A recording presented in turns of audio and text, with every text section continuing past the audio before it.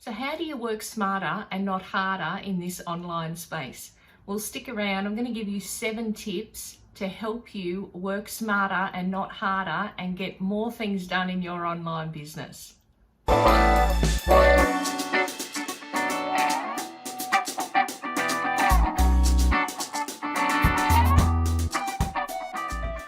Hi, Tanya Jennings here from Your Economy Lab. Welcome to my YouTube channel. Look, if it's your first time here, please consider subscribing. I do put out regular videos and it's all to help you build, grow, automate and scale a successful online business and bring in that passive income. But today I want to talk about 7 tips to help you work smarter and not harder in your business. Because let's face it, we're all time poor, and when you're trying to get so many things done, it's like, where do you start? Overwhelm sets in. So I want to try and give you a bit of a framework today. Just 7 easy tips that you can implement straight away in your business, and hopefully they'll help you get some more things done in your online business.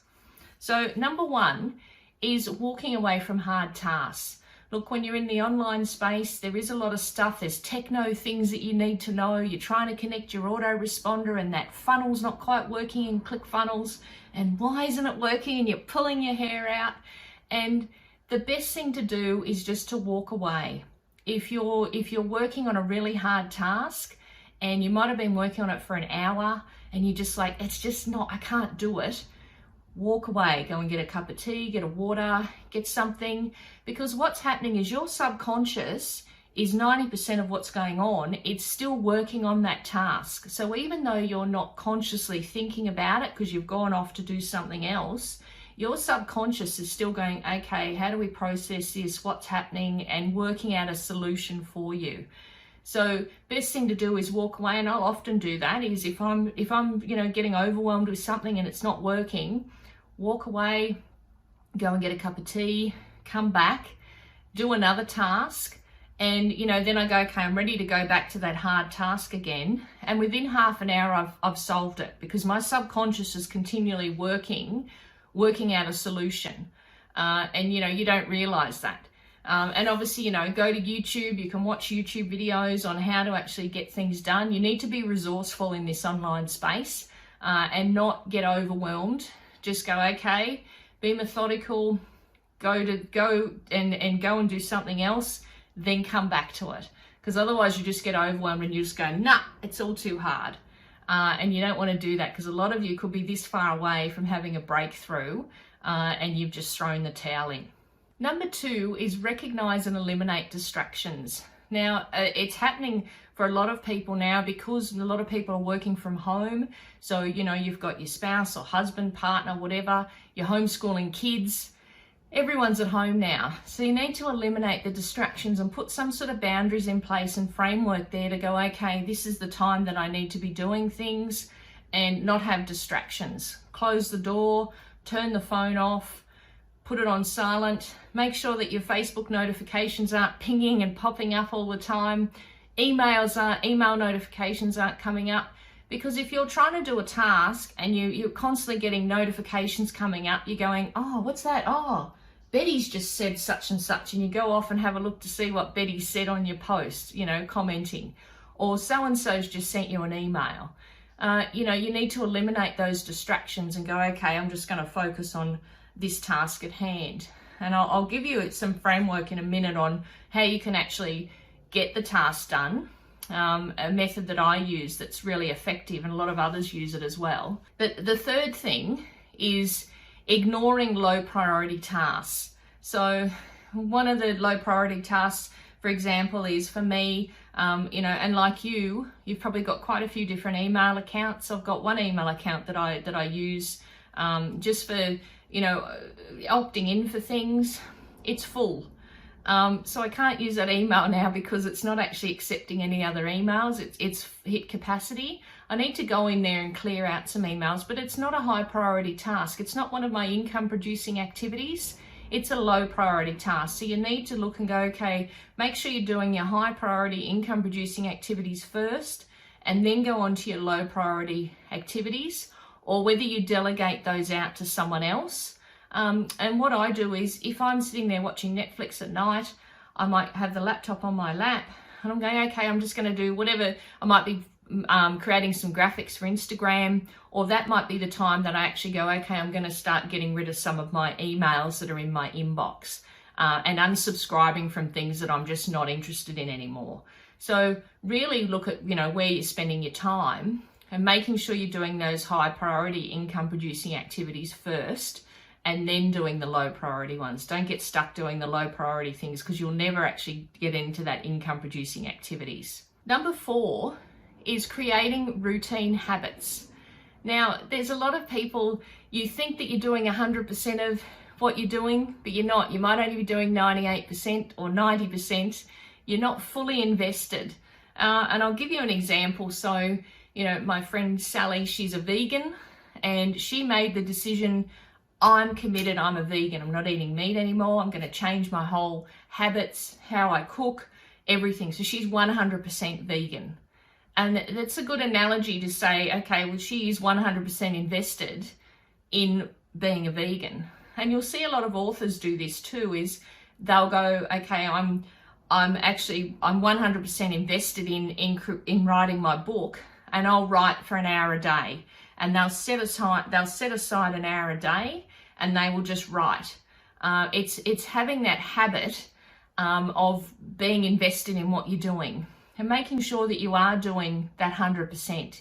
You're not just 90% invested. You are 100% invested in, okay, if I've said I'm going to create 5 YouTube videos this week, I'm going to create 5 YouTube videos. Making sure you actually get it done. Number 5, and I spoke about this earlier, is working in chunks. Now, I love this. It's a method called Perdomo method, and if you're not familiar with it, it's what you do is you actually have your phone. You'll set your phone to say 60 minutes or 45 minutes, whatever your time span is that you can concentrate on one task, and you know what that is. It might be 30 minutes, it might be 2 hours. It's entirely up to you.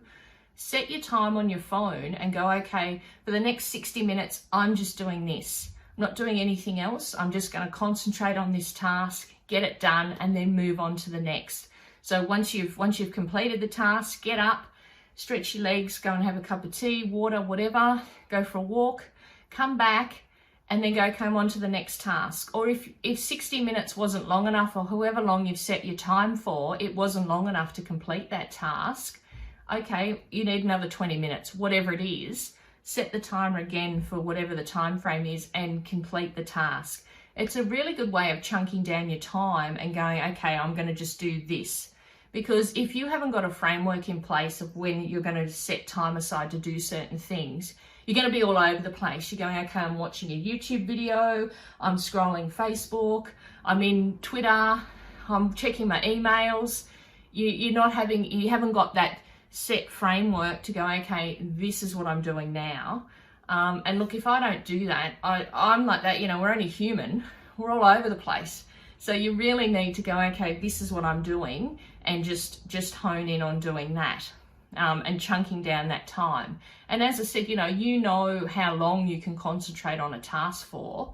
And there's no right or wrong. It's up to you. If your attention span is only 30 minutes, well, it's only 30 minutes. It doesn't matter. It's that you're actually getting things done, and you've got that momentum happening in your business to actually get things done in your business. Number 6 is multitasking. Now, I don't mean what I was just talking about, doing Facebook and email and YouTube and doing all that at once.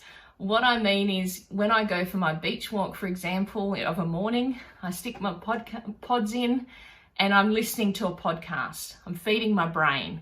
I'm listening to something, whether it's James Wedmore, Amy Porterfield, John Lee Dumas, Pat Flynn, people that are in my space that I'm going to learn something from. So I walk for an hour listening to what they're saying, and I always get gold nuggets, whatever they're sharing, because they interview a lot of entrepreneurs and trial and error of things that work for them, things that didn't. So you're learning things. So what I do is I'll listen to that, come back, write down what I've learned, and then I'll do a YouTube video about it. And if there's not quite enough content, I'll research a little bit more about the subject and add to that, and then share it with everyone. So constantly learning. And you can do this if you're in the kitchen and you're cooking, have your laptop open, watching a webinar. And I'll often do that too, is I'll be watching a webinar while I'm cooking. something that I've opted in for that might be starting in the next 10 minutes and I'm going to get dinner ready. Well, why don't we just watch it while we're getting dinner ready? Thinking about how you can multitask your time, same as when you're driving or you're on the train, getting to and from work, listening to something rather than just music. And look, music is therapeutic, but you want to be feeding your brain and using your time wisely to better educate yourself to be able to move the needle forward in your business. And number 7 is identify your strengths. So you know what your strengths are, whether, when you're coming online, if you're a brand new marketer or whether you've been online for a while, you want to try and master one platform and then go on to the next. And you may not be strong at doing video. That's fine. Like I talk about video a lot with my team and my tribe because 30% of my leads come from YouTube. So I know that there is value in YouTube, but not everyone likes to get on video. Look, it's not easy and it's not everyone's cup of tea, and that's fine. You know what your strengths are. Your strengths might be, I'd rather be in Facebook building relationships with people and messaging people, or whether you're on Twitter. A big thing now is if you're in the video space is being on TikTok. So just choosing a platform and going, okay, what are my strengths? Which platform's going to be the best for me and my personality and style, and mastering that. And the things that you aren't good at, and we're not good at everything, is delegate those out to other people. There's people on Fiverr, you've got people on Upwork, you can get a virtual assistant to do some of those other tasks that you're not, strong in. So for example, I do Facebook ads, but I'm not an expert. I actually got a guy on Fiverr this week to create some Facebook ads for me. I think it cost me like $30. He went in there, created the ads on my account. They're just sitting there in draft. I've just got to go in there now and just make sure they're okay and hit the go button. It saved me so much time, and he's the expert. So think outside the box about, okay, well, I'm not the expert in it, but I'll get someone else that can do it for me, and know where your strengths and weaknesses are. So they're my 7 tips. I hope you got some value out of those. Look, if you did, come on over and join my Facebook group, Your Economy Lab. Heaps more tips, tricks, everything in there for you to succeed in your online business. All right, thanks for watching, and I'll catch you next time. Bye for now.